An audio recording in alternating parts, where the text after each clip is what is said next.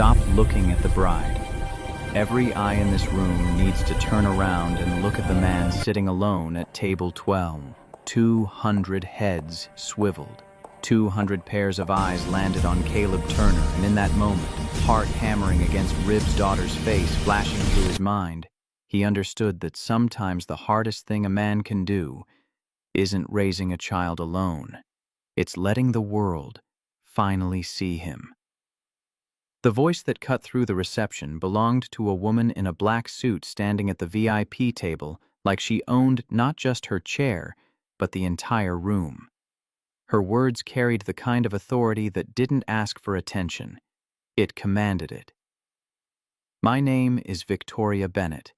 I own Cascade Engineering, and we supply components to Boeing. I want to hire that man. The ballroom went silent. Not because I pity him, because 30 minutes ago he did something 5 of my engineers with degrees couldn't do. Caleb sat frozen, the weight of 200 stairs pressing down like a physical thing. 3 weeks ago, this invitation had lived under a stack of bills on his kitchen counter, and he'd told himself he'd never use it. Weddings were for people who belonged to the world of ties and cocktail conversation, people who knew how to exist in rooms like this without feeling like an imposter. He was a mechanic, 48 years old, $22 an hour hands that smelled like motor oil no matter how hard he scrubbed. The vest he wore had been purchased in 2009 for a cousin's wedding, the last time he'd forced himself into a room full of strangers who'd want to know what he did, who he was, why he showed up alone. The invitation had arrived 3 weeks ago, with Marcus Reynolds' handwriting on the envelope. Marcus, his college roommate from another lifetime back when Caleb still believed the world had a place for him beyond survival mode. The card had stayed buried because showing up meant risking exactly this visibility. Lily had found it that Friday morning, standing in the kitchen doorway with the envelope in her hand and that look on her face, the one that said she saw through every excuse her father had spent 15 years perfecting. "Dad, you're going." He'd looked up from the newspaper. He wasn't actually reading the same newspaper he bought every morning because routines were safe and predictable. "I never said I wasn't. You hid the invitation under the electric bill. I was organizing. You were hiding." She'd crossed the kitchen then, all 17 years of her, with her mother's sharp eyes and a determination that was entirely her own. "Marcus is your friend. He specifically called to make sure you were coming. He said if you try to ghost his wedding, he's showing up at our house with a mariachi band." That had pulled a smile, brief as it was. Marcus would absolutely follow through on that threat. "It's not that simple, Lil. Explain to me what's complicated about it." Lily had sat down across from him, and suddenly she wasn't his teenage daughter anymore. She was a young woman with a spine made of steel, looking at him like she could see every wall he'd built brick by brick. You buy a suit, which you already have. You show up to a church, watch 2 people promise to love each other, eat some cake, and come home. People do it all the time. People with dates do it all the time. The words had come out before he could stop them, and he'd watched her expression shift from frustration to something dangerously close to pity. "Dad, I'm not looking for sympathy. I'm just stating a fact. Weddings are couples' events. I'm not a couple, haven't been one in 15 years. Showing up alone to watch everyone else celebrate their partnerships isn't exactly appealing, so don't go alone. Who exactly am I supposed to take Mrs. Patterson from next door? She's 83 and has a better social life than I do." Lily hadn't laughed. Instead, she'd reached across the table and placed her hand over his, a gesture so tender and so impossibly grown up that it made him realize not for the first time that somewhere along the way, his little girl had become the one keeping him anchored. "I want you to go. Not for Marcus. For you." Her voice had dropped then, soft but unrelenting. "You've spent my entire life making yourself invisible, Dad. You dropped out of everything. The softball league, the poker nights, the neighborhood barbecues. You never date. You barely have friends anymore. And I know why you did it. I know you gave everything up to take care of me. I love you for that, but I'm 17 now. I'm leaving for college next year, and I need to know that when I'm gone, you're not going to just disappear." Her voice had cracked on that last word, and something inside Caleb's chest had cracked right along with it. He'd always known this conversation would come the moment when his daughter looked at the fortress he'd built around their life and saw it for what it really was. Protection, yes, but also a prison. What if I go, and I'm miserable? Then you leave early, and I make you pancakes when you get home. And what if everyone looks at me like I'm some kind of charity case? The poor single dad who couldn't move on. Lily had squeezed his hand. Then you remember that their opinions don't pay our mortgage. They didn't sit with me through nightmares when I was little. They definitely aren't the ones who taught me how to change a tire in the rain. He'd stared at his daughter, this fierce, brilliant creature he'd somehow managed to raise, and felt something loosen in his chest. Fear, probably. The kind that had kept him locked away so long, he'd forgotten there might be something worth stepping out for. One condition. Name it. If I'm miserable, you make chocolate chip pancakes. Not regular. Lily's face had broken into a grin.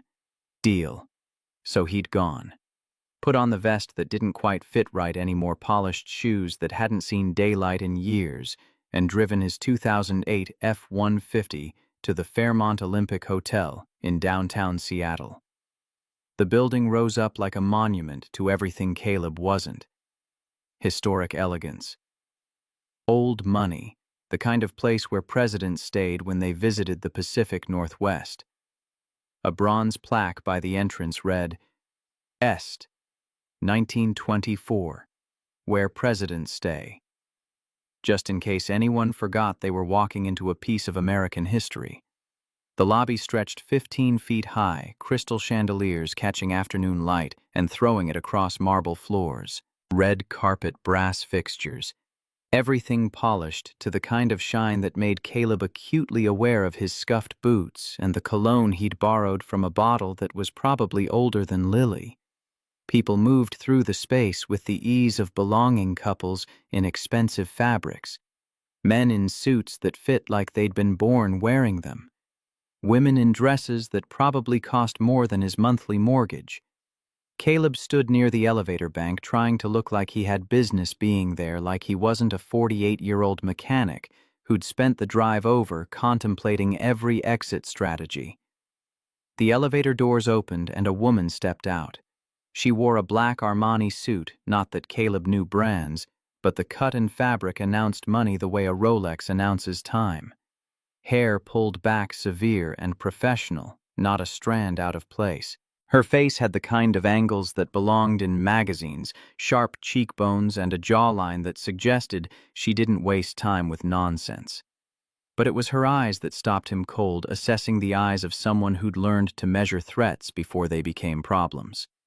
She looked like a CFO, or maybe a corporate lawyer, definitely not a wedding guest. The elevator she'd exited made a noise behind her, a grinding metallic complaint that Caleb's ears caught immediately. Bearing wear probably 6 months overdue for maintenance, the kind of sound that meant breakdown was coming soon and it wouldn't be pretty. This elevator broken. Her voice matched her appearance, crisp, efficient, no patience for wasted words. Sounds like it. Bearings going bad, needs oil or replacement.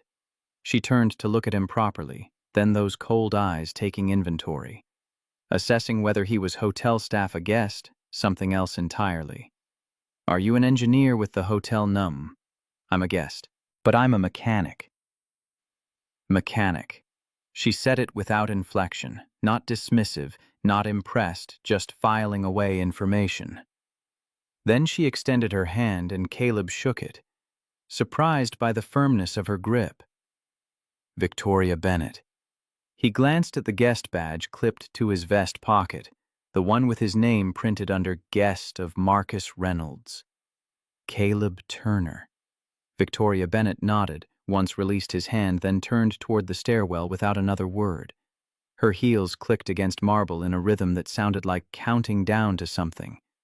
Caleb watched her go, that strange feeling settling in his gut, the one that said he'd just encountered something significant even if he didn't understand why yet. He took the stairs, The ballroom on the third floor could hold 500 people easily, though today it hosted half that number. Round tables draped in white cloth centerpieces of roses and hydrangeas, a stage where a string quartet played something classical that Caleb didn't recognize.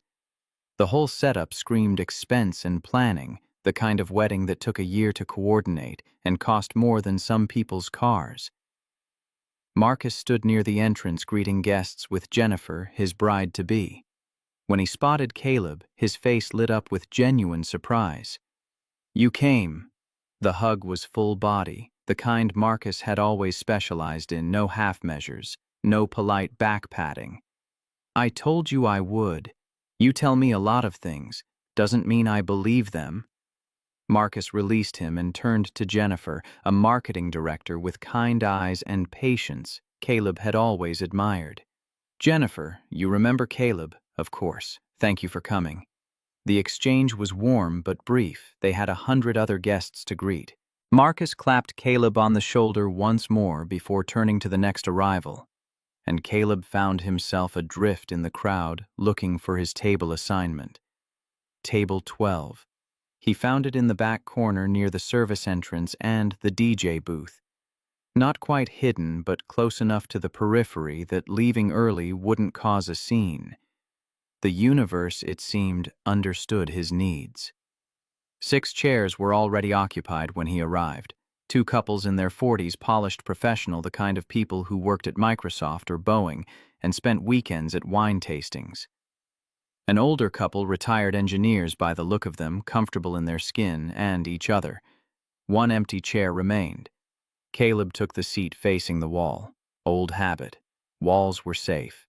Walls meant you couldn't be flanked, couldn't be surprised, could see everything in front of you without worrying about what approached from behind. "So, how do you know?" "Marcus." The question came from the older man, Jim Crawford, as he'd introduce himself. A retired Boeing engineer with kind eyes and genuine curiosity. "We were roommates at University of Washington. 26 years ago." "Oh. And what do you do now?" The question everyone asked. The question Caleb had learned to dread because the answer never fit smoothly into rooms like this. "I'm a mechanic." 3 seconds of silence. Not hostile silence, not judgmental, just the awkward quiet of people who didn't know how to respond to that information. The 2 Microsoft couples exchanged glances. Jim's wife Susan smiled politely. No one was rude. No one had to be. The silence did the work. Jim recovered first, trying to bridge the gap. "Well, that's important work. Cars, machinery." Caleb nodded, forcing a smile that probably looked as tired as it felt. "I work on most things. Cars, CNC machines, HVAC systems, industrial motors." One of the Microsoft husbands, Brian, leaned forward slightly. "Do you have an engineering degree, number trade school?" 2 years at Renton Technical College. The conversation died there. Brian's wife, Rachel, quickly changed the subject to something about the ceremony starting soon, and just like that, Caleb became invisible again. Not through cruelty, not through intention, just through the natural order of things, people gravitating toward their own kind, their own language, their own comfortable conversations. This was why he avoided weddings, why he avoided any gathering that required him to explain himself to strangers who'd inevitably wonder why a 48-year-old mechanic showed up alone to a Saturday wedding. His phone buzzed, a text from Lily. "How is it?" He typed back, "Exactly what I expected." 3 dots appeared then. "Give it time. You might surprise yourself." Caleb pocketed the phone and reached for his water glass, the ice already melting in the late afternoon heat, when a voice cut through the ambient noise of the reception. "Excuse me, is this table 12? Everyone turned.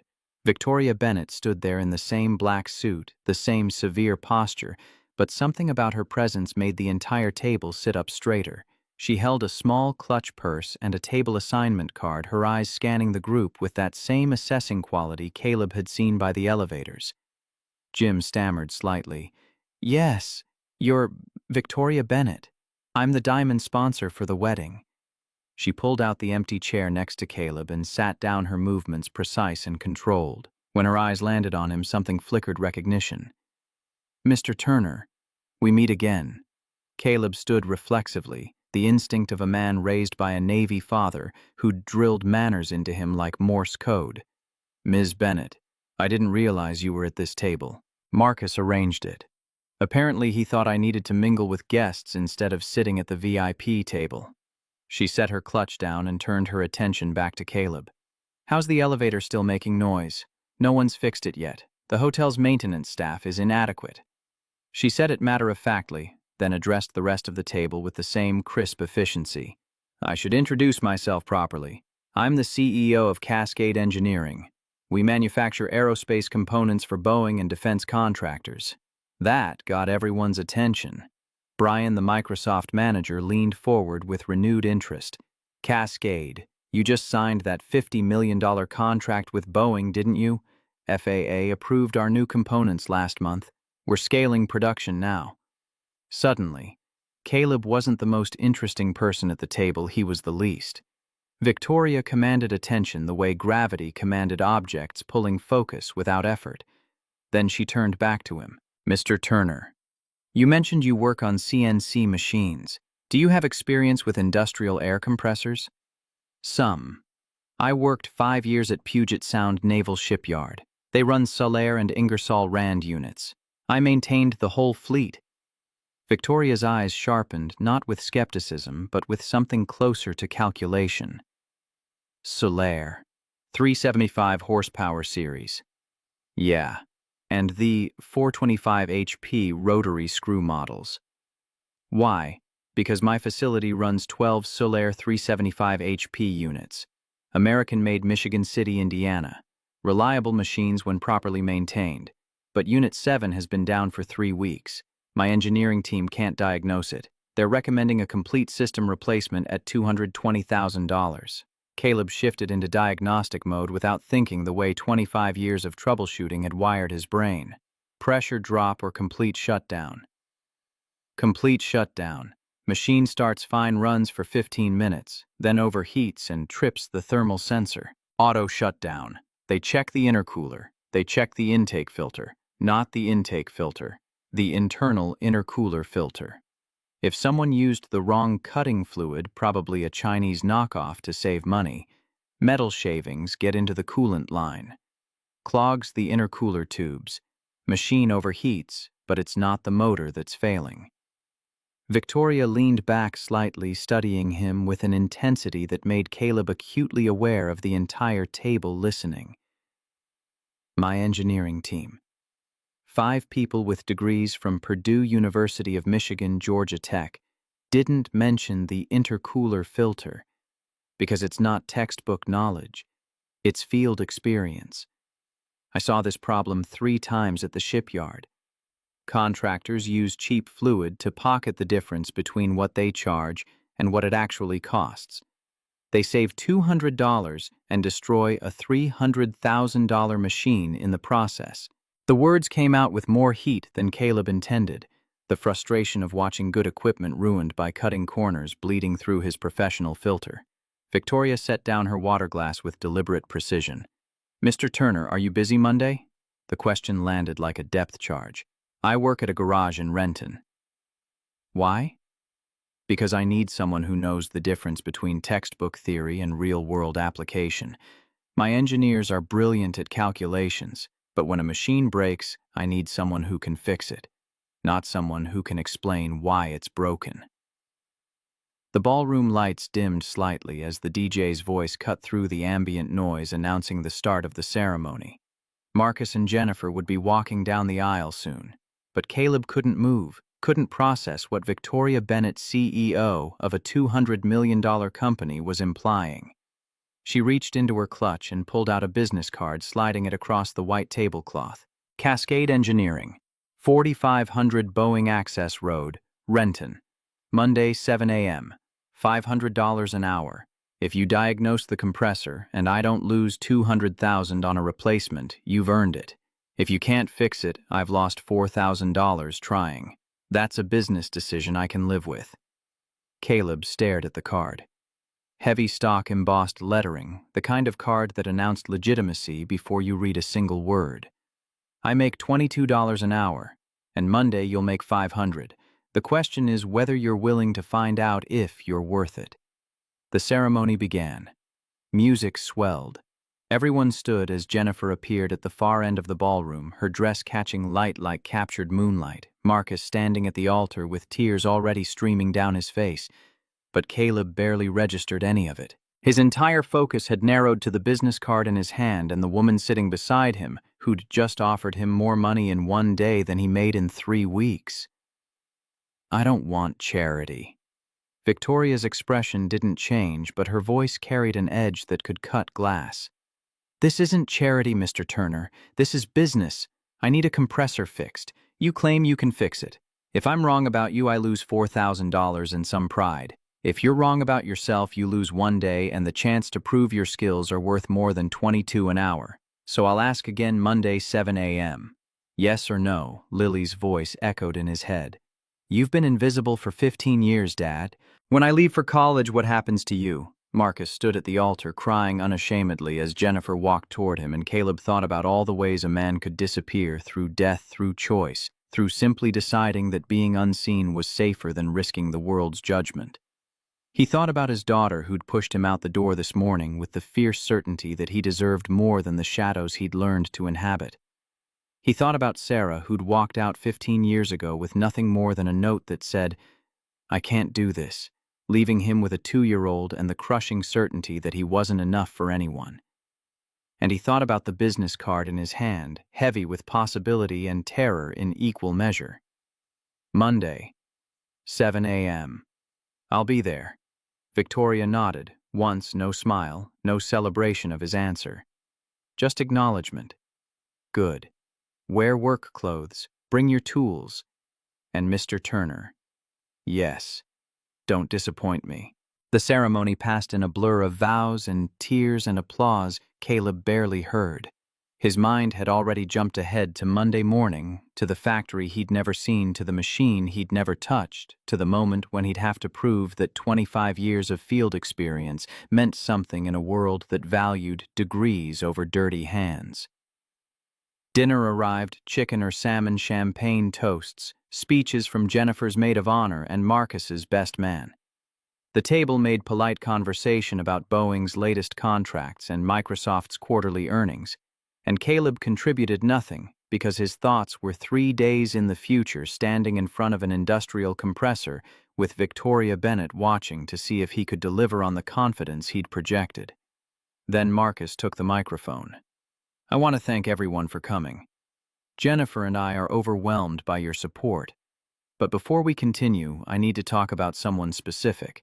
The spotlight swung across the ballroom and Caleb's stomach dropped as it landed on table 12.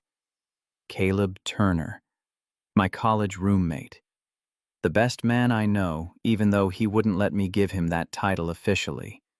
Laughter rippled through the crowd, but Caleb felt like he was drowning 200 pairs of eyes pinning him in place like a specimen under glass. In 2009, Caleb's wife left, just walked out one day, left him with a 2-year-old daughter and no explanation. I asked him what he was going to do. He said, and I'll never forget this, I'm going to be a dad. The ballroom went quiet. 15 years. Caleb raised Lily alone, worked 2 jobs for the first few years, taught her to change a tire, read blueprints, be honest, and work hard. Now she's 17, full scholarship to University of Washington for engineering 4.0 GPA. When I asked her what her secret was, she said, my dad taught me that a person's value isn't measured by their degrees. It's measured by what they do when nobody's watching. Something hot and sharp built behind Caleb's eyes. He forced it down, forced his face into neutral, forced himself to breathe through the weight of attention. Caleb's been invisible too long. By his own choice, because he thought taking care of his daughter meant disappearing. But today, I want everyone to see him. Because heroes don't need capes. Sometimes they just need someone to notice they've been carrying the world on their shoulders and never asked for help. Applause erupted. Caleb's face burned. He wanted to sink through the floor to become actually invisible instead of just feeling that way. Then Victoria stood up. The applause died immediately, confused by this breach of protocol, this interruption of Marcus's moment. "Excuse me. My name is Victoria Bennett, CEO of Cascade Engineering. I'm the diamond sponsor for this wedding." Her voice cut through the space with surgical precision. 30 minutes ago, I was trapped in an elevator. Mr. Turner, the mechanic Marcus just introduced, manually opened the door and got me out. He didn't know who I was. He just saw someone who needed help. She paused, letting that sink in. 5 minutes ago, he diagnosed a compressor problem my engineering team couldn't solve in 3 weeks. He identified it in 2 minutes just from my description. No tools, no access to the machine, just experience. Victoria turned to look at Caleb directly. "Mr. Turner, I want to hire you. $500 an hour. Monday, 7 a.m. Cascade Engineering, 4500 Boeing Access Road. Can you be there?" The ballroom held its collective breath. Caleb stood because sitting felt wrong, felt like accepting defeat before the fight started. His legs shook slightly, but his voice came out steady. "I make 22 an hour at a garage, and Monday you'll make 500 working for me. If you fix that compressor, I save $200,000. If you can't, I'm out $4,000 for the attempt. That's the best business decision I'll make this week. So I'll ask again. Can you be there, Caleb?" Thought about Lily's text. Give it time. You might surprise yourself. He thought about 15 years of waking up to an empty house, empty bed, empty life except for his daughter and the machines he fixed, because machines made sense in ways people never did. He thought about what it meant to be seen. Really seen not as a charity case or a cautionary tale, but as someone with skills that mattered, experience, that counted value, that extended beyond the hourly wage printed on his paycheck. Monday, 7 a.m. "I'll be there." Victoria nodded. No smile, no warmth, just that same clinical acknowledgement. "Good. This is my card. Bring your tools." She sat down. The moment broke. Applause started again, confused and enthusiastic in equal measure, and Marcus raised his champagne glass with a grin that suggested he'd orchestrated this entire thing. But Caleb barely registered any of it. The rest of the reception passed in fragments, dancing. He didn't participate in cake. He didn't taste conversations that washed over him without penetration. His mind had already left the ballroom, already jumped ahead to Monday morning, and the terrifying possibility that he might finally be worth more than $22 an hour. He left at 10:30, earlier than planned, but later than he'd originally intended. Walked to his F-150 in the parking lot, sat behind the wheel without starting the engine, and pulled out his phone. Texted Lily. Something happened. Her response came in seconds. "Tell me everything. A CEO just offered me $500 an hour to fix a machine." "OMG, Dad, are you serious?" "Dead serious. Monday morning." "I knew it. I knew if you just showed up, something would happen." Caleb stared at the messages, then at the business card sitting on his dashboard, then at his reflection in the rearview mirror. He looked the same tired, weathered, the face of a man who'd spent 2 decades working with his hands in all weather. But something had shifted behind his eyes, some pilot light that had been extinguished 15 years ago when Sarah walked out. Hope, maybe. Or just the possibility of it.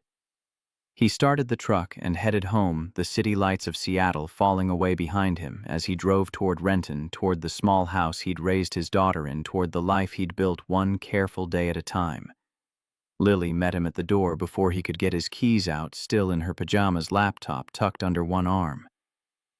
"Tell me everything. Every single detail." So he did. The elevator, Victoria's cold assessment, the dinner conversation about compressors, Marcus's speech that had made him want to disappear. Victoria standing up and offering him $500 an hour in front of 200 people. Lily listened without interrupting. her eyes getting wider with each detail until finally she threw her arms around him with enough force to make him stagger. "I'm so proud of you. I haven't done anything yet." "Yes, you have. You said yes. For 15 years you've said no to everything, to friends, to opportunities, to life. Today you said yes. That's everything." Caleb held his daughter and felt something crack open in his chest, some wall he'd mortared brick by brick for a decade and a half. Behind it was fear. Yes, the terrifying certainty that Monday he might fail, might prove that 22 an hour was exactly what he was worth, and Victoria Bennett would realize her mistake. But behind the fear was something else, something that felt dangerously close to excitement. What if I can't fix it? Then you come home and I make you chocolate chip pancakes and we figure out what's next. But Dad, you're going to fix it, because that's what you do. You fix things. Sunday passed in preparation. Caleb pulled his toolbox from the garage, Snap-on tools purchased in 2005, maintained with the same care he gave to any equipment worth keeping. He checked his multimeter, inspected his torque wrench, made sure every socket and extension had its place. Lily helped iron his work shirt, a Carhartt flannel with the Puget Sound Naval Shipyard logo still visible on the pocket, a ghost from his previous life. She insisted on making him a real breakfast Monday morning, eggs, bacon, toast, fuel for whatever the day would bring. "You look like a master mechanic." "I'm just a mechanic, Lil." "No, you're a master. And tomorrow, you prove it." Caleb left the house at 6:15 Monday morning, giving himself 45 minutes for a 20-minute drive, because arriving early meant control, meant not letting circumstances dictate his position.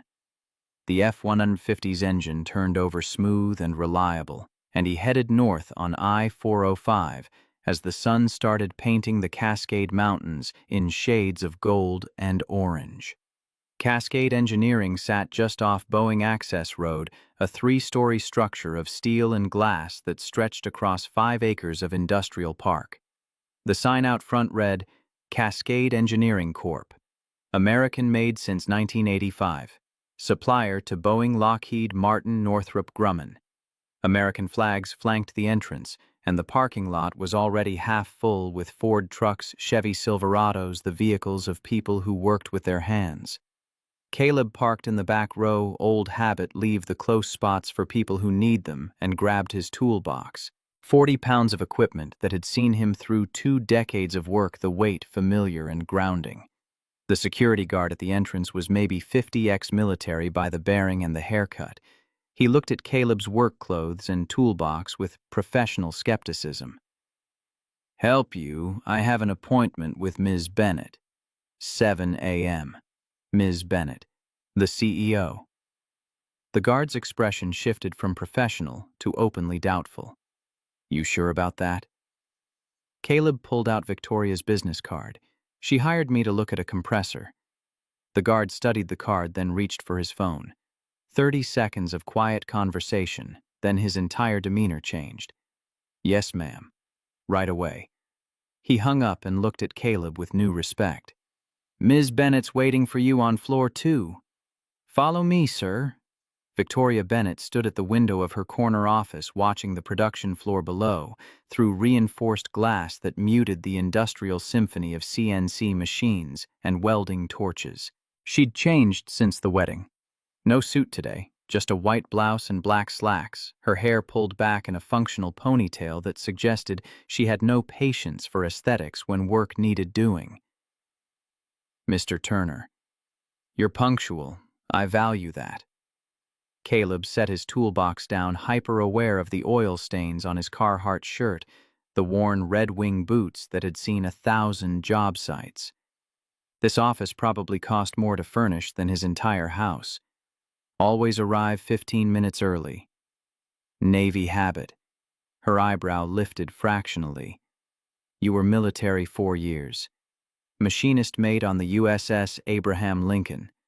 Then 5 at Puget Sound Naval Shipyard before I went private sector."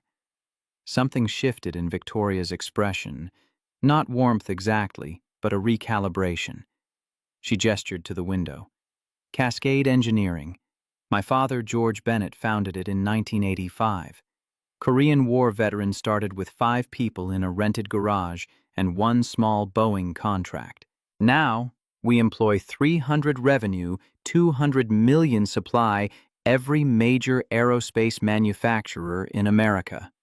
Her voice carried no pride, just statement of fact. Is he still involved? Died in 2018. Cancer. Before he went, he made me promise something. She turned from the window, meeting Caleb's eyes directly. Never sell this company to outsiders. These are American jobs, American manufacturing, American blood. Keep it here, and you have, through a divorce, through COVID, through investors who wanted to outsource to Mexico, where labor costs 1/3 of what I pay. I told them no. 300 families depend on this facility. I don't abandon them for margin points. The words carried weight that went beyond business personal conviction wrapped in corporate language. Caleb recognized the tone because he'd used it himself when explaining why he worked 2 jobs rather than let Lily see him struggle. My father taught me that business isn't just profit, it's responsibility. To your workers, your community, your country. If I only cared about money, I could have sold 6 years ago and retired to Hawaii. But this company is his legacy. I won't let it fail because of a broken machine. She moved toward the door, ready to see what you're up against. The production floor hit Caleb like a wall of organized chaos. 3 shifts ran this place 24/7, metal being shaped into components that would eventually fly at 30,000 feet. The noise alone would have overwhelmed someone unfamiliar with industrial environments. But Caleb had spent enough years in shipyards and factories to find the rhythm underneath each machine, contributing its voice to a larger mechanical orchestra. They walked through the main floor toward the compressed air system in the back corner. 12 Solaire units painted industrial blue, each one the size of a compact car. 11 humming with steady operation, while number 7 sat dark with red warning lights and yellow caution tape.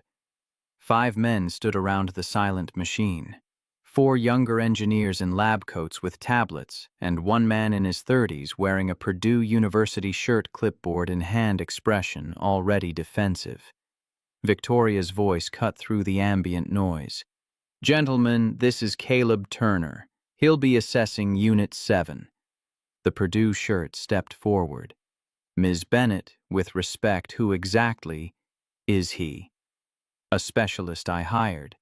Caleb registered the careful word choice. Not mechanic or contractor. Specialist. A specialist. "Does he have certification engineering credentials?" "I don't see him on our approved vendor list." Caleb kept his voice level. "No engineering degree. I'm a mechanic with 25 years field experience." Purdue shirt's face tightened. "Ma'am, this is a $280,000 machine. One wrong move and we compromise the entire air system.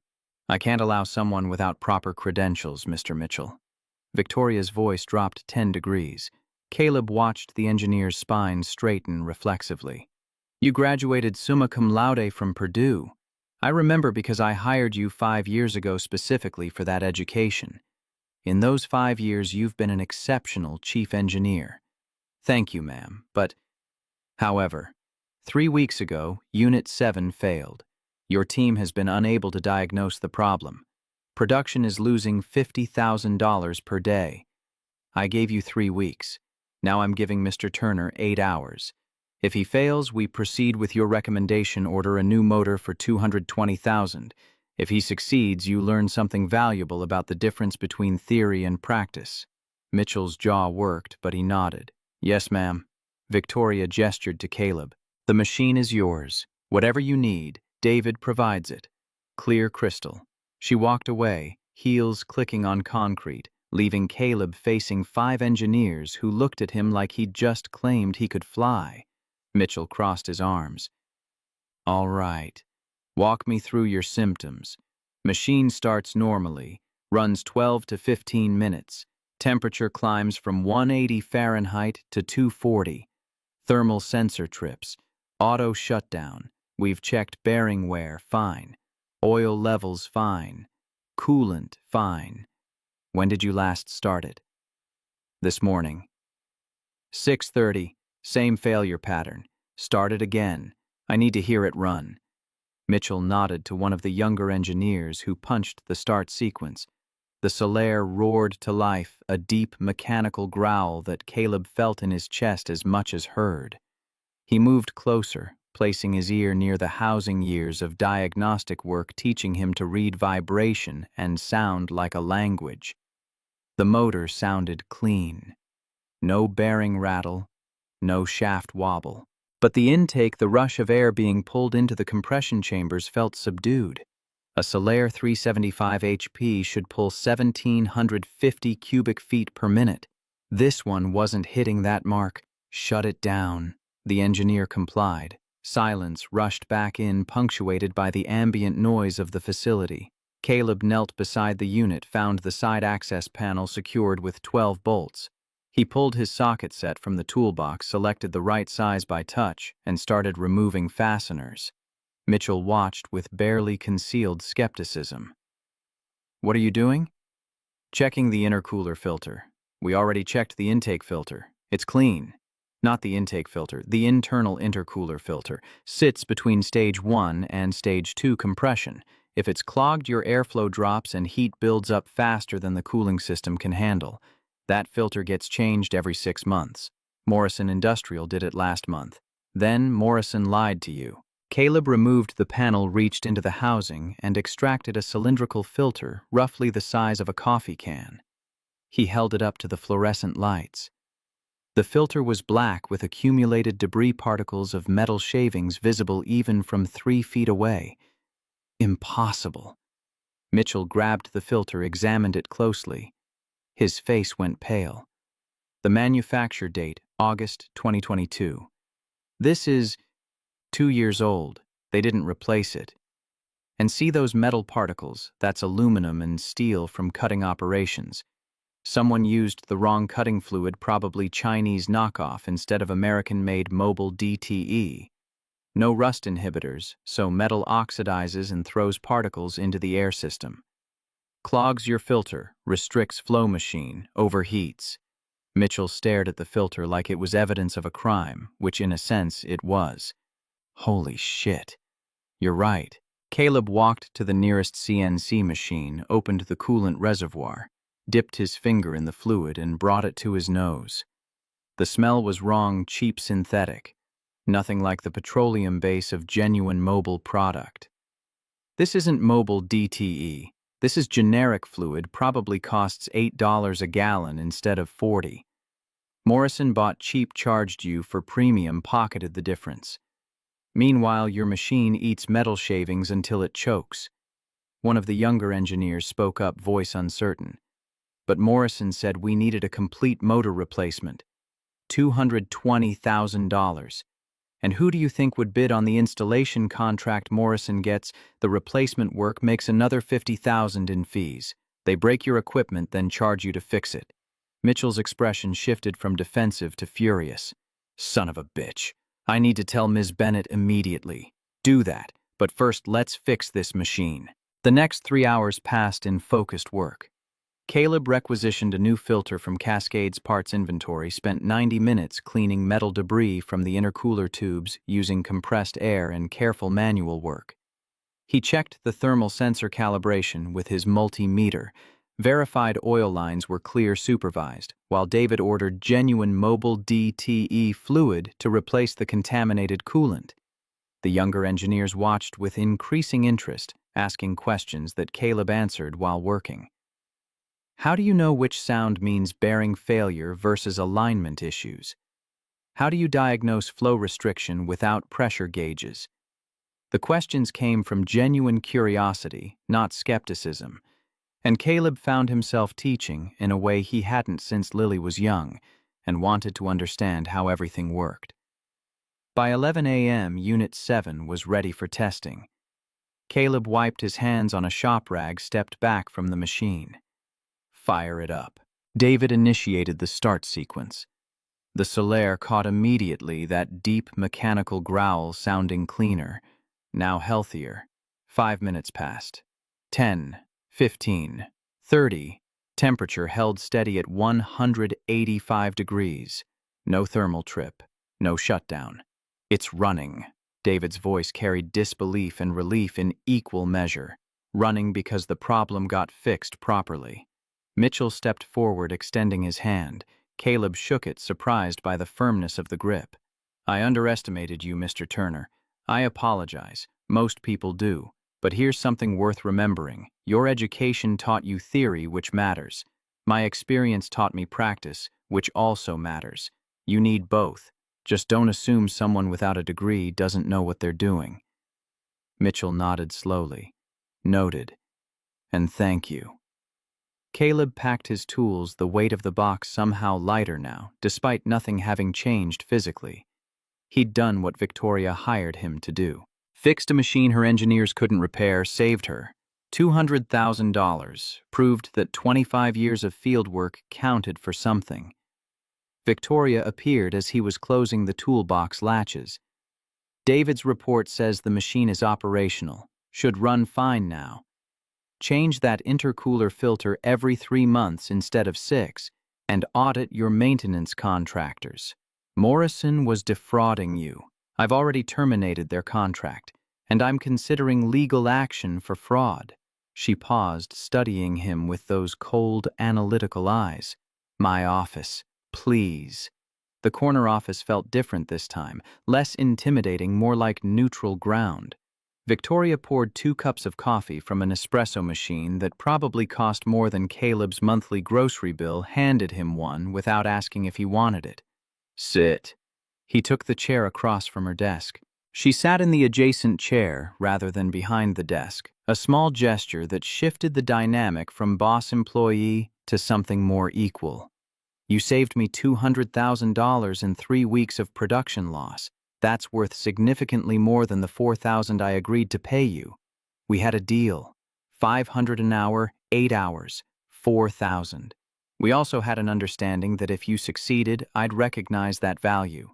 She pulled out a checkbook, actual paper, not a digital transfer, and wrote with precise strokes. $10,000. Covers today's work plus a consulting fee for the fraud detection. Caleb stared at the check. That's more than generous. That's fair compensation for the actual value you provided. But I'm not done. She set down her pen. I need a chief maintenance officer, someone to oversee all equipment in this facility. 300 machines, $50 million in capital equipment value, salary $120,000 annually, full benefits package, 401k matching. You interested? The question hit like a physical impact. Caleb's hands tightened on the coffee cup, heat burning through the ceramic, but not registering over the roaring in his ears. You're serious. I never joke about business decisions.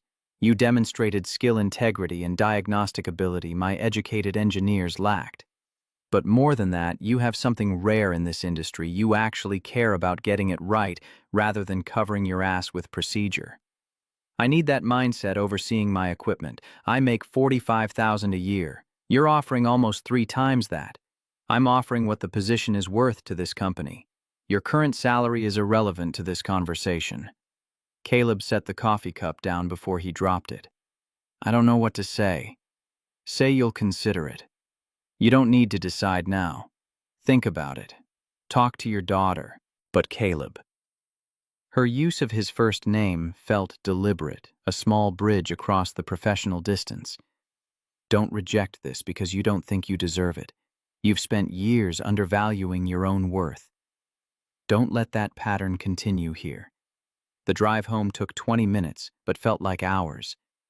Caleb's brain spun through possibilities and fears in equal measure, what this job could mean for Lily's college fund for his retirement. He'd barely started planning for the dignity of walking into work, knowing his skills were recognized and compensated appropriately. But underneath the practical considerations lived darker questions. What if he failed? What if Victoria realized she'd misjudged him? What if he wasn't actually worth $120,000 a year and this whole thing collapsed, leaving him worse off than when he started? Lily was at the kitchen table when he walked in, laptop open, presumably working on college applications or scholarship essays. She looked up, read his face, and closed the laptop. Tell me. So he did. The compressor, the fraud detection, the fix, Victoria's offer. Lily listened without interrupting her expression, shifting from excitement to something more complex, pride mixed with concern. You have to take it. Lil, this is huge. If I fail, you won't fail. Dad, you just saved her company $200,000 in 8 hours. You think she's offering this job because she feels sorry for you. Maybe she's trying to help a single father. Maybe this is charity dressed up as employment. Lily's expression hardened into something fierce. Stop. Stop doing that thing where you convince yourself you don't deserve good things. You've done it my whole life. Anytime something positive happens, you find a way to believe it's either charity or mistake. It's not. You earned this. But honey, if I take this job and mess up, we could be worse off than before. At least now we have stability. This is risk. Life is risk. You taught me that. Remember when I wanted to quit robotics team because I thought I wasn't smart enough? You told me that fear of failure isn't a reason to stop trying. You said, and I still remember this exactly, Lily, you're allowed to be scared. You're not allowed to let that fear make your decisions. Caleb felt those words land like ammunition from his own armory turned against him. I was talking about high school robotics.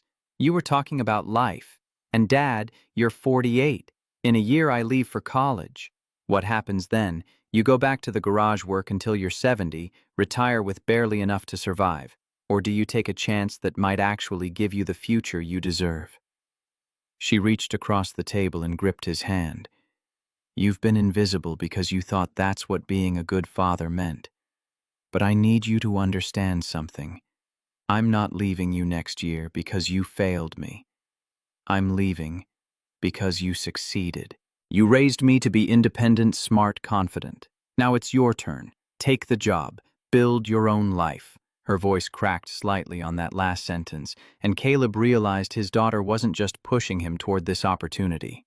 She was giving him permission to exist as something more than her father.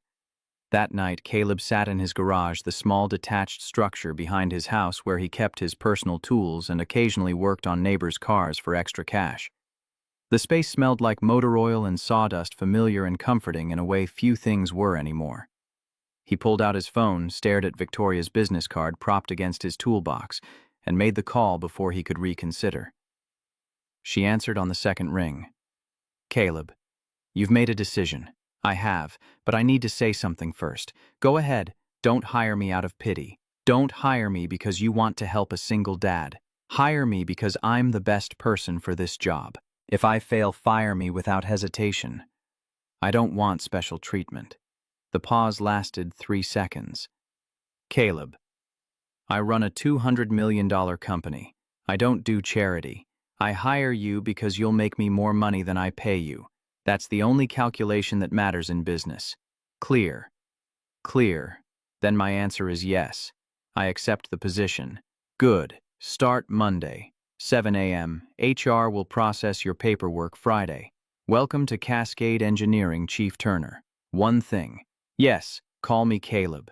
If we're going to work together, Ms. Bennett feels too formal. Then call me Victoria. See you Monday. The line went dead.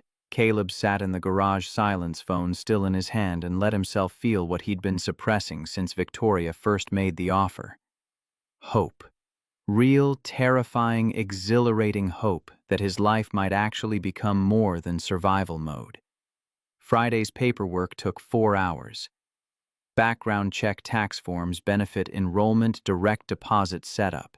The HR manager, a competent woman in her 50s named Patricia, walked him through everything with professional efficiency that made Caleb grateful he'd brought Lily along. His daughter had a gift for parsing bureaucratic language that he'd never developed. Patricia slid the final form across the table. Your start date is Monday, September 9th. Report to Ms. Bennett's office at 7 a.m. for orientation. Your first paycheck hits in 2 weeks. Any questions? Just one. Is this real? Patricia smiled, the first genuine warmth she'd shown all afternoon. Mr. Turner, I've worked here 12 years. Victoria Bennett doesn't make frivolous hiring decisions. If she offered you this position, you earned it. Welcome to the team. The weekend passed in strange limbo. Caleb cleaned out his locker at the garage, shook hands with his boss, a decent man who wished him luck without resentment, and packed his personal tools. He bought new work shirts, industrial pants that didn't have oil stains, boots that weren't held together with duct tape in two places. Lily watched him prepare with barely concealed delight. "You're getting a whole new wardrobe. I'm trying to look professional. You look like a master mechanic going to an important job," which is exactly what you are. Sunday night, Caleb lay in bed staring at the ceiling and listening to Renton's ambient noise through the open window. Somewhere a dog barked. A car drove past with bass rattling windows. Normal sounds of normal life, except nothing felt normal anymore.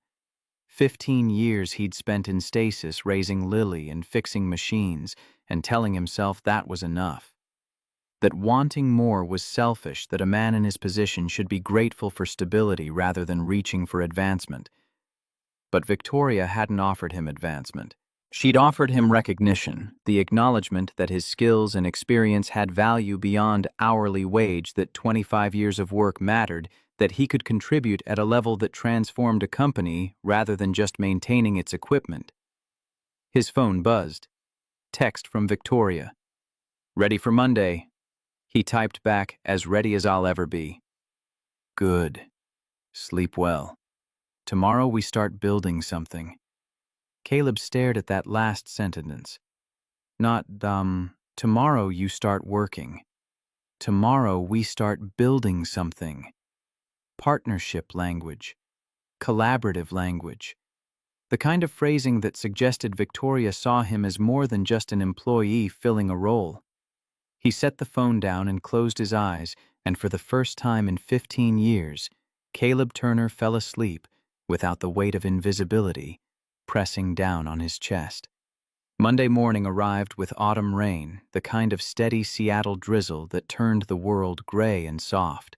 Caleb drove to Cascade Engineering with windshield wipers on intermittent, arriving at 6:45, because old habits die hard and arriving early meant controlling the terms of engagement. Victoria waited in her office dressed in business casual that suggested she'd been there for hours already. The window behind her showed the production floor ramping up for first shift machines coming online in systematic sequence. "Coffee, please." She poured 2 cups, handed him one, and gestured to the window. "This is your responsibility now. Every machine down there needs to run at peak efficiency. Any failure costs us $50,000 a day minimum. Your job is preventing those failures, understood? You'll supervise 8 maintenance techs. They're good people, skilled workers, but they've gotten comfortable. They need someone who understands the difference between maintenance schedules and actual diagnostic work." She turned from the window. "I'm trusting you with the mechanical heart of this company. Don't make me regret it. I won't." "Good. Now let's introduce you to your team."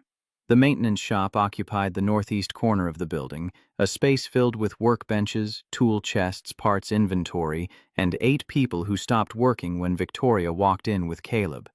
"Everyone, this is Caleb Turner, your new Chief Maintenance Officer. He reports directly to me. Whatever he needs, you provide. Whatever he asks, you do." Questions. One man in his 40s raised a hand, stocky graying hair, the look of someone who'd been doing this work since before Caleb started. "Ma'am, we've never had a CMO before. We've always reported to engineering. What changed? 3 weeks of downtime on Unit 7 changed things. Mr. Turner fixed in 8 hours what engineering couldn't solve in 3 weeks. I need that kind of diagnostic thinking, overseeing all our equipment, not just responding to failures." She looked at each person individually. "Give him a chance. That's all I'm asking." Dismissed. Victoria left. 8 pairs of eyes turned to Caleb with expressions ranging from curious to skeptical to openly hostile. The graying man stepped forward. "Rick Martinez. 20 years here. I run this shop." Caleb extended his hand. Rick shook it after a deliberate pause, testing establishing hierarchy. "Caleb Turner. And for the record, I'm not here to take your job. I'm here to make sure equipment failures don't cost people their jobs. If you've been running this shop 20 years, you know this place better than I do. I need that knowledge." Something shifted in Rick's expression. You military Navy. 4 years active, 5 civilian at Puget Sound. Rick nodded slowly. Marines. Iraq first tour. You know how chain of command works? I do. And I know the difference between command and leadership. I'm not interested in ordering people around. I want this shop running so smooth that nobody notices we exist. That's the first smart thing I've heard from management in 5 years. Rick turned to the other 7 techs. Give the man a chance. We'll see what he's got. The first week passed in assessment. Caleb walked every inch of the facility, cataloged every machine, reviewed maintenance logs going back 3 years. He found patterns, equipment failures clustered around shift changes, certain contractors whose work consistently needed redoing, inventory shortages that caused unnecessary downtime. He spent evenings in his garage building spreadsheets and maintenance schedules, tracking failure patterns and projecting when equipment would need preemptive service rather than reactive repair. Lily brought him dinner on a tray, shaking her head at his obsession, but clearly pleased to see him engaged. You're happy? I'm busy. No, you're happy. There's a difference. Busy is what you were before. This is different. You care about this work. Caleb looked up from his laptop. I do. For the first time in years, I feel like what I do matters beyond just paying bills. These machines keep 300 people employed. If I can prevent failures instead of just fixing them, that's job security for families. That matters. Dad, that's called purpose, and you've earned it. By the end of week 2, Caleb had implemented a new maintenance protocol, predictive instead of reactive, based on equipment hours and performance metrics rather than arbitrary calendar schedules. Rick and his team adapted quickly once they understood the reasoning, and within a month, unscheduled downtime dropped by 40%. Victoria noticed. Of course she noticed. She called Caleb to her office on a Friday afternoon, 6 weeks into his tenure. The board reviewed your maintenance metrics. Downtime is down 42%. Cost savings are exceeding projections. They're impressed. Just doing the job. You're exceeding the job, and I want to be clear about something. She stood, walked to the window, the late October sun casting long shadows across the production floor. 6 years ago, my husband Robert Harrington was my business partner. We built this company together from 50 million to 100 million over 10 years. I thought we were partners in every sense. Her voice went flat. Then I discovered he'd been sleeping with our account manager. Jessica. 28. Everything I apparently wasn't warm, uncomplicated, easy. I confronted him. He told me I was cold, that living with me was like living with an ice queen, that Jessica made him feel loved. I'm sorry. Don't be. I divorced him, bought out his shares for 40 million, built this company to 200 million alone. But he retained 30% equity as a silent investor, contract terms I couldn't break. So for 6 years I've run this company solo while my ex-husband sits on the board collecting dividends and reminding everyone I failed at marriage. She turned back to face him. Every night I go home to an empty penthouse. Nobody asks how my day was. Nobody cares if I'm tired or stressed or scared. And people call me strong, independent, badass CEO. But you know what the truth is? What I'm lonely. I built an empire to prove I didn't need him, and I forgot to build a life worth living. Caleb stood, closed the distance between them slowly. You're not invisible to me. Victoria's eyes went bright, but no tears fell. Why do you say that? Because I see you. Not the CEO, not the Ice Queen. I see the woman who built something to prove her worth to someone who didn't deserve her in the first place. And deep down you still wonder if you're actually worth loving. How do you know that? Because I've wondered the same thing every day for 15 years. My wife left with no explanation, just a note saying she couldn't do this. And I've spent 15 years asking myself what I did wrong, whether I was worth staying for. Victoria's breath caught. And did you find an answer? Not yet, but my daughter told me something. Just because someone leaves doesn't mean you weren't worth staying for. It means they weren't capable of staying. The failure was theirs, not mine. Victoria closed her eyes briefly. and when she opened them, something had shifted a wall, coming down carefully and deliberately. I need to tell you something, and I don't want you to take this as pressure or expectation. Okay. These last 2 months working with you, seeing how you approach problems, how you treat people, it's reminded me that not all men see women as either trophies or threats. You treat me like a person. That's rarer than you know. You are a person. Just happens you're also brilliant at running a company. Her laugh came out shaky. I'm not good at this. At personal connection. At vulnerability. I spent 6 years building walls so high nobody could hurt me again. I know something about walls. I imagine you do.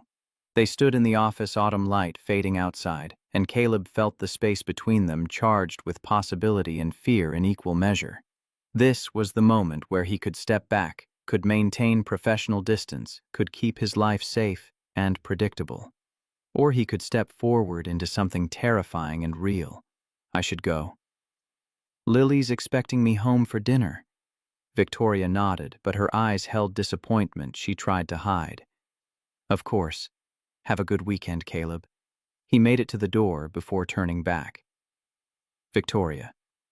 Yes. Would you want to have dinner sometime? Not work dinner. Just dinner. The silence stretched 3 seconds. Yes, I would like that very much. Tomorrow night, there's a place in Fremont, quiet, good food. Tomorrow works. 7 o'clock. I'll text you the address. Caleb drove home with his hands shaking slightly on the wheel, unable to quite believe what he'd just done. 15 years since he'd asked someone on a date. 15 years since he'd allowed himself to want anything beyond basic survival and Lily's well-being. His daughter met him at the door. You're smiling. Why are you smiling? I have a date tomorrow night. Lily's eyes went wide, then she literally screamed and threw her arms around his neck, with Victoria, the CEO. Oh my God. Dad, this is amazing. It's just dinner. It's not just dinner, it's you finally letting yourself live. She pulled back her smile fierce. What are you wearing? Where are you going? Do you need advice? Probably yes to that last one. They spent the evening planning what restaurant, what to wear, what to talk about, how to not be awkward after 15 years of romantic dormancy. Lily coached him with the seriousness of a general planning military strategy, and Caleb led her, because this was territory he'd forgotten how to navigate alone. That night, lying in bed, he texted Victoria, "Looking forward to tomorrow." Her response came immediately. Me too. More than I probably should admit. Why shouldn't you admit it? Because I spent 6 years convincing myself I didn't need anyone. Admitting I want this feels like weakness. Wanting connection isn't weakness. It's human. 3 dots appeared, disappeared, appeared again. Finally. Thank you for reminding me of that. Sleep well, Caleb. He set the phone down and stared at the ceiling, feeling like he'd just stepped off a cliff with no idea if there was ground below or just empty air. But for the first time in 15 years, Caleb Turner was willing to fall and find out. The call came at 2:14 in the morning. 3 months after he started at Cascade Date, had turned into weekly dinners, then daily coffee meetings, then the careful construction of something neither Caleb nor Victoria had names for yet, but both recognized as essential. Caleb's phone lit up the darkness of his bedroom. Victoria's name on the screen sending adrenaline through his system before conscious thought caught up. The plant's on fire. Electrical room, 2nd floor. Fire department says 30 minutes minimum. They need special foam equipment for electrical fires. How bad? Don't know yet, but if it reaches the transformer room, we lose everything. 20 million in control systems, all our calibration data. Caleb, I don't know what to do. Her voice carried something he'd never heard before, fear raw and unfiltered. I'm coming. Don't let anyone near the electrical room until I get there. He was already moving, grabbing jeans from the floor, the Carhartt jacket with Puget Sound Naval Shipyard still faded on the pocket. His Navy respirator mask sat in the garage, 30-minute oxygen capacity rated for industrial fires. He'd kept it all these years because equipment like that didn't become obsolete, just waited for the moment it became necessary. Lily appeared in her doorway, bleary-eyed. "Dad, what's happening?" "Plant fire. I have to go. That's what fire departments are for. They're 30 minutes out. If the fire reaches the transformers before then, Victoria loses the company. I can't let that happen." Lily's expression shifted from sleepy confusion to sharp concern. "Dad, you could die." "I could. But 300 people lose their jobs if I don't try. That's not acceptable math." He kissed her forehead, grabbed his keys, and ran. The F-150 covered the distance in 12 minutes. Traffic lights meaningless at this hour. Cascade Engineering glowed orange against the night sky, smoke pouring from second-floor windows, while 3 fire engines sat in the parking lot, crews staging equipment but not advancing. Caleb grabbed his respirator and toolbox, ran toward the building, where Victoria stood, arguing with a fire chief in full turnout gear. "Ma'am, we cannot send crews in until Engine 7 arrives with foam equipment. Water on electrical fire creates electrocution hazard for my people, but it's burning now. Can't you do anything? Not without killing my firefighters. I'm sorry." Caleb reached them already, pulling on the respirator mask. "I'm going in." The fire chief turned. "Sir, you absolutely cannot. I'm Chief Maintenance Officer. I know the electrical layout. If I can kill the main breaker, the fire loses its power source. It'll burn out the existing fuel in minutes. You'll be dead in 5 from smoke inhalation." Caleb tapped the respirator. "Navy rated 30 minutes of oxygen. I've done worse in worse conditions." The chief looked at Victoria, who stepped between them. "This is my facility. I authorize him. If he wants to go, that's his choice." The chief's jaw worked, but he nodded. "Your funeral, buddy. Make it fast." Caleb started forward. Victoria grabbed his arm, spun him to face her. Her eyes were wet and fierce. "Don't do this. These are just machines. We have insurance. I can't replace you. 300 families depend on this plant. I won't let them lose everything because I was too scared to act. You could die in there. Then I die making sure other people keep their jobs. That's worth the risk." He pulled away gently, adjusted the respirator seal, and ran into the building before she could argue further, or he could reconsider the absolute insanity of what he was attempting. Inside was hell rendered in smoke and heat. The respirator filtered out toxic gases but did nothing for temperature, and Caleb felt sweat break out immediately as he navigated by memory through corridors he'd walked 1,000 times. Emergency lighting cast everything in red smoke, reducing visibility to arm's length. The electrical room was 200 feet from the entrance, up 1 flight of stairs. Caleb took them 2 at a time, one hand on the wall for guidance, the other clutching his flashlight like a lifeline. Heat intensified with each step. 100 degrees, 120, 150. Second floor, east wing. Through the smoke, he could see orange light flickering from the electrical room door, standing open like a mouth-breathing fire. He reached the entrance, and the heat slammed into him like a physical wall. 3 electrical panels fully engulfed flames reaching 6 feet high, cables melting and dripping molten plastic. The transformer room sat 10 feet beyond. If fire reached those units, the resulting explosion would take out half the building. Caleb pulled his jacket over his head and lunged through the doorway, feeling fabric singe as flames reached for him. The main breaker panel occupied the back wall, a lever the size of a baseball bat controlling 480 volts and 2,000 amps of pure electrical current. He grabbed the lever with both hands and pulled. The resistance was immediate safety mechanism requiring deliberate force to prevent accidental shutdowns. Caleb planted his feet and hauled with everything he had, muscles screaming, heat blistering exposed skin on his neck. The lever moved. 6 inches. 12. Then, with a mechanical clunk that Caleb felt through his bones, the main breaker opened. Every light in Cascade Engineering died. The electrical hum that permeated the building 24 hours a day went silent, and the fire, robbed of its power source, immediately stopped generating new sparks, even as existing flames continued consuming insulation and plastic. Caleb turned and ran, knowing he had maybe 2 minutes before smoke inhalation overcame the respirator's capacity or heat exhaustion shut down his body. The stairwell was blind navigation, now no emergency lights, just his flashlight beam cutting through smoke like a knife through fog. He made it 3 steps before his boot caught something debris. His own feet didn't matter. He went down hard, head slamming into the handrail with enough force to make his vision spark and swim. The flashlight clattered away into darkness. Victoria's voice crackled through the radio the fire chief had given her. Somehow Caleb could hear it through the respirator, through the roaring in his ears. Caleb. Answer me. Where are you? He tried to stand, but his legs wouldn't cooperate. Smoke had filled the stairwell completely, now visibility 0, even if he'd had his flashlight. The respirator kept feeding oxygen, but his body was shutting down from heat and impact trauma and the sudden crash of adrenaline into exhaustion. Lily, he thought. I'm sorry I couldn't keep my promise.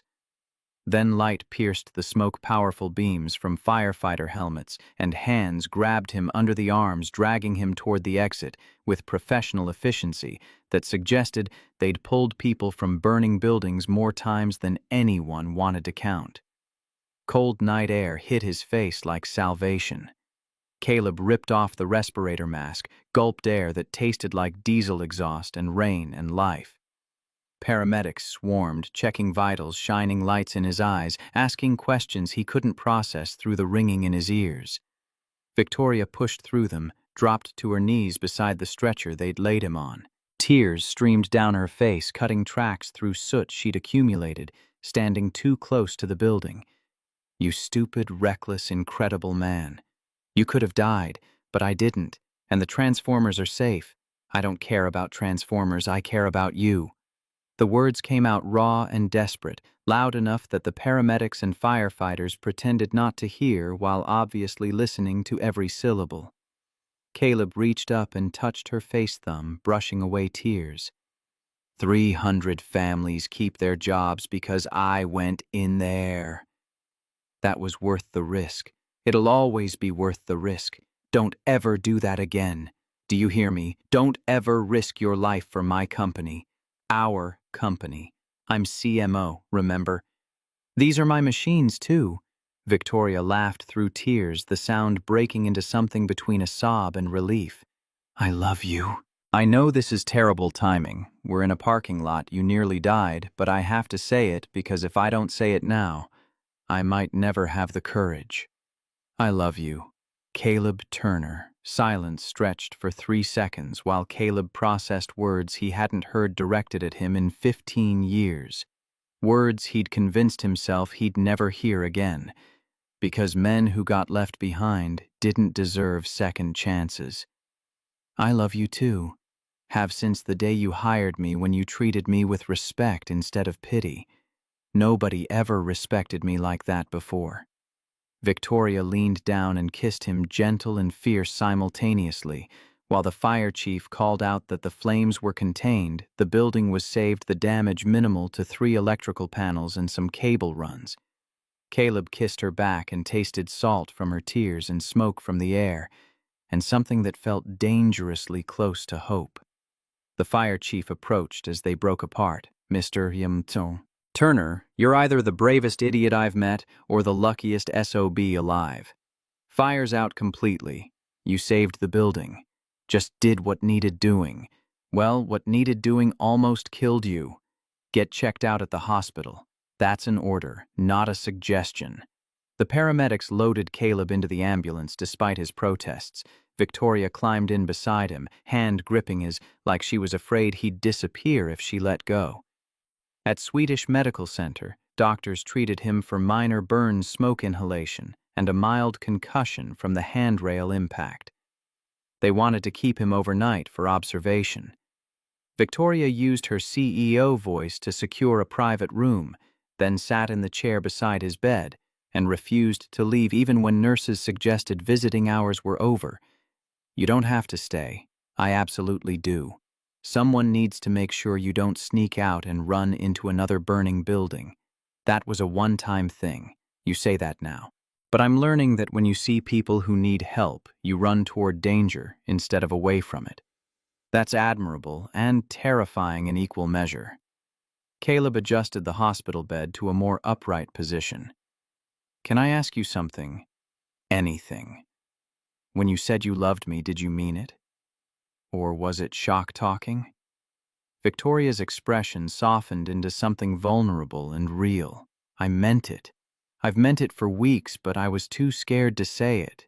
Because the last time I loved someone, he destroyed me, and I swore I'd never give anyone that power again. But you said it anyway.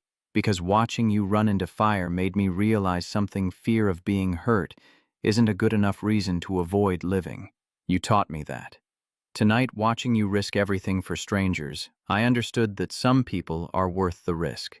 Even broken mechanics with trust issues, especially broken mechanics with trust issues. We match, in case you hadn't noticed. Caleb laughed, then winced as his ribs reminded him he'd taken a nasty fall.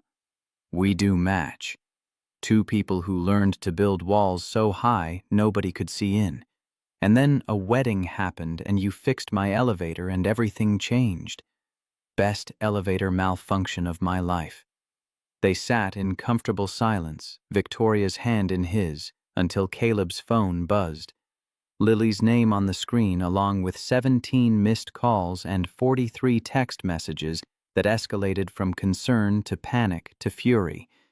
I should call her before she drives to the hospital and commits patricide. Probably wise. Lily answered before the first ring finished. Dad. Oh my God, are you okay? I've been calling for hours. I'm fine, honey.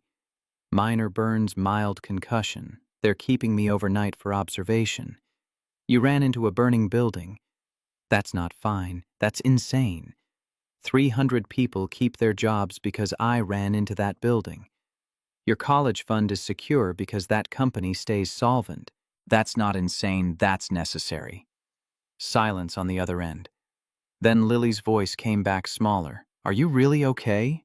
Really, truly okay? Victoria's here with me. She's not letting me go anywhere unsupervised. Good. Because if you died, I would kill you. That's logically impossible. You know what I mean. I do. I love you, Lil. I love you too, Dad. And I'm proud of you. Terrified, but proud. They said goodnight. Caleb set the phone down and found Victoria watching him with an expression he couldn't quite read. What your daughter is remarkable. Takes after her father. I think it's mutual. You raised each other. Maybe we did. The hospital released Caleb the next morning with instructions to rest for 3 days and avoid strenuous activity for 2 weeks. Victoria drove him home in her Tesla, sleek, silent, expensive, in a way that reminded Caleb their lives still existed in different economic atmospheres, even if their hearts occupied the same space. Lily was waiting on the porch, arms crossed, expression caught between relief and fury. She ran down the steps as Victoria parked, pulled her father into a hug that squeezed his bruised ribs enough to make him grunt. Don't ever scare me like that again. I'll try not to make a habit of running into fires. Lily pulled back, looked at Victoria standing awkwardly by the car like she wasn't sure if she was intruding on a family moment. Thank you for taking care of him. Thank you for raising a man worth taking care of. Something passed between them. Mutual recognition. Respect the careful navigation of women who loved the same man in different ways and were figuring out how that worked. Come inside. I made coffee. And breakfast because Dad needs real food, not hospital garbage. They sat around the kitchen table, the same table where Lily had pushed Caleb to attend the wedding 4 months ago, where breakfast had been shared for 15 years while building a life from broken pieces. Now Victoria sat in the 4th chair that had always remained empty, and somehow it felt natural instead of invasive. Lily poured coffee with the authority of someone who'd been running this household longer than she probably should have. So, you two are serious. It wasn't a question, but Caleb answered anyway. We are, if that's okay with you. Dad, I literally shoved you out the door to go to that wedding because I knew you needed something more than just me in your life. I'm thrilled, but I have questions. Victoria set down her coffee cup. That's fair. Ask anything. What are your intentions with my father? The formality of the question was so absurd that both adults laughed, but Lily's expression stayed serious. I mean it. He's been alone 15 years because Mom destroyed his ability to trust. If you're not serious about this, if this is just a fling, I need to know now. Because I won't watch him get hurt again. Victoria met Lily's fierce gaze without flinching. I'm serious. More serious than I've been about anything except my company in 6 years. Your father reminds me that being successful doesn't mean being alone. He makes me want to be more than just a CEO, and I promise you I will never treat him like he's disposable. Lily studied her for a long moment, then nodded. Okay. Good. Now let's talk about Dad's tendency to play hero without considering consequences. Hey, I'm right here. Exactly. Which means you get to hear this too. For the next hour, Lily and Victoria tag-teamed lectures about risk assessment, proper safety protocols, and the definition of heroism versus reckless endangerment. Caleb listened and nodded and drank coffee, and somewhere in the middle of being scolded by the two most important women in his life, he realized something profound. He'd spent 15 years existing in isolation, and now he was surrounded by people who cared enough to be angry at him for risking himself. That was love. Messy, complicated, frustrating love that came with obligations and expectations and the terrifying vulnerability of mattering to other people. 1 week later, Victoria's office phone rang with a call that would test everything they'd built. Victoria Bennett. The voice on the other end was male smooth, carrying the confidence of someone who'd never been told no, and meant it. Hello, Victoria. It's been a while. Caleb watched her face drain of color, watched her spine go rigid in the way that meant she was preparing for battle. Robert, why are you calling? Because I'm a major shareholder and I heard about the fire. Thought I should check on my investment. Your investment is fine. Insurance is covering the electrical repairs. We lost minimal production time. I'm relieved, but that's not why I'm really calling. Then why I've been reviewing the financials. Operating costs are up $400,000 over the last quarter. Maintenance salaries increased 60%. And I see you hired a chief maintenance officer at $120 annually, 3 times the industry standard for that position. Victoria's hand tightened on the phone. Caleb Turner is worth every dollar. He saved us $220,000 in his first week. Or he saw an opportunity. Vulnerable CEO, recently single wealthy. Perfect target for a blue-collar man looking to upgrade his situation. Caleb stood up, fury burning through his chest. Robert's voice continued through the speakerphone Victoria had activated. I'm calling a board meeting for Monday. Motion to terminate Mr. Turner for conflict of interest. You're dating your CMO, Victoria. That's textbook corporate governance violation. We'll fight this. You can try, but here's the reality. I own 30% of this company per our divorce settlement. If the board votes against me and I feel management is compromised, I can divest completely. Pull $60 million in capital. Your company will be bankrupt in 6 months. The line went dead. Victoria sat frozen, staring at the phone like it was a bomb that had just detonated. Caleb moved around the desk, knelt beside her chair. I'll resign.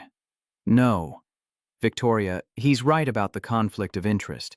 I can step down. We can. No. I won't let him bully me into firing the best hire I've made in 5 years. And I definitely won't let him control my personal life. Then what do? We fight.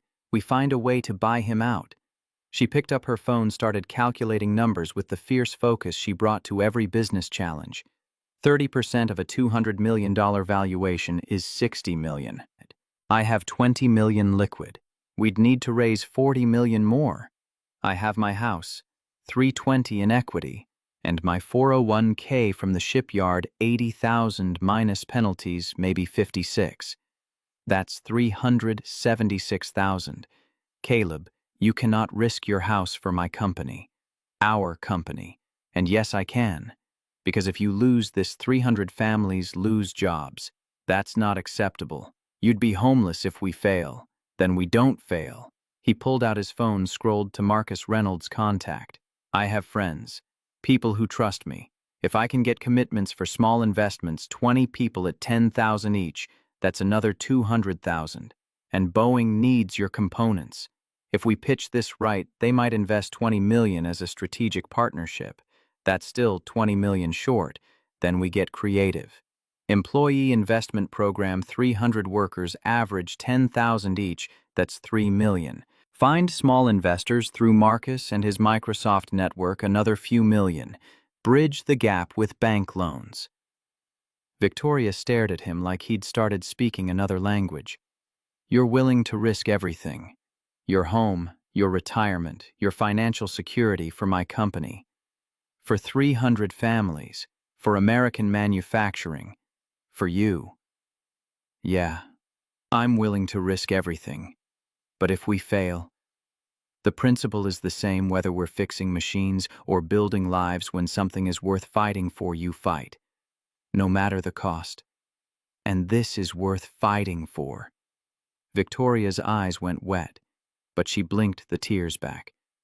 You realize you just quoted the exact philosophy that made me fall in love with you. Then let's put that philosophy to work. They spent the weekend building a plan. Caleb called Marcus, who committed 200,000 without hesitation, and promised to reach out to his Microsoft network. David Mitchell rallied the maintenance team and engineering department. 180 employees pledged investments averaging 12,000 each, raising over 2 million. Victoria contacted Boeing's VP of Supply Chain, Tom Richardson, who'd visited Cascade multiple times and understood how critical their components were to aircraft production. After a 4-hour pitch meeting Monday morning, Boeing committed $18 million for 9% equity. By Sunday evening, they'd assembled commitments totaling $68 million, $8 million over what they needed to buy out Robert's 30% stake. The board meeting convened Monday at 9 a.m. 8 board members, Victoria, Robert, and Caleb, as an observer. Robert wore a suit that probably cost more than Caleb made in a month, his silver hair perfectly styled, confidence radiating like cologne. He opened with the motion to terminate Caleb for conflict of interest. 3 board members, friends of Robert's from the investment world, raised their hands in support. 5 opposed, including David Mitchell representing the employees. The motion failed. Robert's smile didn't waver. Then I invoke Clause 7B of our divorce settlement. I no longer have confidence in management. I'm divesting my full 30% stake. Effective immediately. You can't just... I absolutely can. Contract gives me that right. You have 2 weeks to buy me out at fair market value, $60 million, or I pull all capital and this company collapses. He stood buttoning his suit jacket with deliberate precision. Enjoy bankruptcy court, Victoria. I'll be there to buy the assets at liquidation prices. He walked out. The conference room sat in stunned silence until Victoria spoke, her voice carrying the kind of cold fury that could freeze blood. He thinks he's won. He thinks we can't raise $60 million in 2 weeks. She pulled out a folder, slid it across the table to the board chair. He's wrong. These are commitment letters. 70 million total. 10 million buffer for legal fees and transition costs. Employee investments. Boeing partnership. Bank loans. Private investors. We're buying him out. The board chair, a retired aerospace executive named Margaret Chen, who'd served since Victoria's father founded the company, opened the folder and read with increasing surprise. This is legitimate. Every signature verified. Wire transfers ready to execute pending your approval. Margaret looked up, and for the first time since Robert walked in, she smiled. Then I move, we accept Mr. Harrington's divestment and proceed with the buyout using these committed funds. All in favor. 8 hands raised in unison. Motion passes. Ms. Bennett, draft the paperwork. Mr. Harrington's shares will be purchased within the week. After the board dispersed, Victoria and Caleb stood alone in the conference room. She was shaking adrenaline and relief and the crushing weight of what they'd just accomplished. We did it. You did it. I just made some phone calls. You risked your home.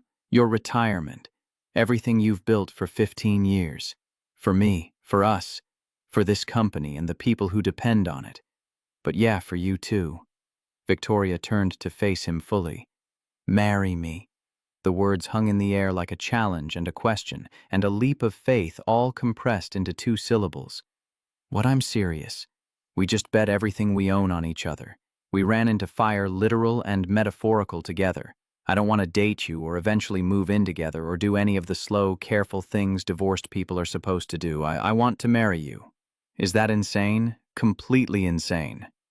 But I've spent 15 years being careful, and it got me nowhere. You make me want to be reckless. So yes, I'll marry you. They kissed in the conference room where they'd just defeated Victoria's ex-husband, and somewhere in that kiss was everything they'd survived. Abandonment and loneliness and fear transformed into something that looked dangerously close to happiness. 6 months later, Cascade Engineering hosted a celebration. The buyout had finalized, Robert was gone. Boeing's partnership had increased production capacity by 40%, and the company was thriving in ways Victoria's father would have been proud of. The party occupied the production floor on a Saturday, machines silent for once, replaced by tables and a band and 300 employees plus their families.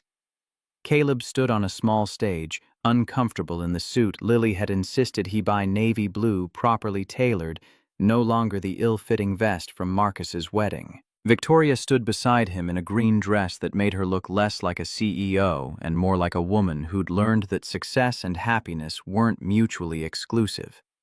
Most of you know that a year ago I was a mechanic making $22 an hour. Today I'm your COO, and honestly, I'm still not sure how that happened. Laughter from the crowd, warm and genuine. But I learned something this year: value doesn't come from titles or degrees or bank accounts. It comes from what you do when things are hard. Every person in this room has value because you showed up when it mattered.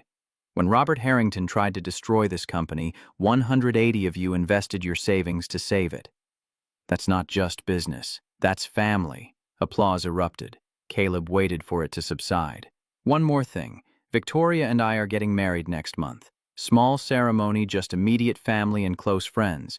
But I wanted you all to know because you're part of why we're standing here. You believed in us when we barely believed in ourselves. Thank you. Victoria took the microphone.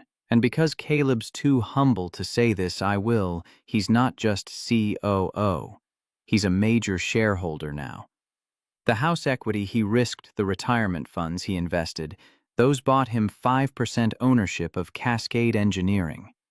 So when you see him on the production floor, remember he literally put everything on the line for this company and everyone in it. She turned to Caleb, and the microphone picked up her next words clearly. You showed me that protecting something doesn't mean building walls around it. Sometimes it means tearing walls down and trusting that what you build together will be stronger than anything you could build alone. They kissed, and 300 people cheered, and somewhere in the back of the crowd, Lily stood with Margaret Chen, both women smiling like they'd orchestrated the entire thing from the beginning. 1 year after the wedding that changed everything, Caleb and Victoria stood in the backyard of their home. Not his house in Renton anymore, but a place they'd bought together in Bellevue, big enough for Lily when she came home from University of Washington, on breaks with a garage where Caleb kept his tools because once a mechanic, always a mechanic. 30 people filled the yard. Lily and her new boyfriend Marcus and Jennifer, David Mitchell and his wife Rick Martinez, and the maintenance crew Margaret Chen, who'd become an unofficial grandmother figure, Boeing executives who'd become genuine friends. Caleb stood at the grill flipping burgers while Victoria brought out a pitcher of lemonade, and the mundane domesticity of it made his chest ache in the best possible way. Lily appeared at his elbow. You happy, Dad? Yeah, Lil. I really am. Good. Because you deserve it. You always did. You just needed to believe it. Wise words from a college sophomore. I learned from the best.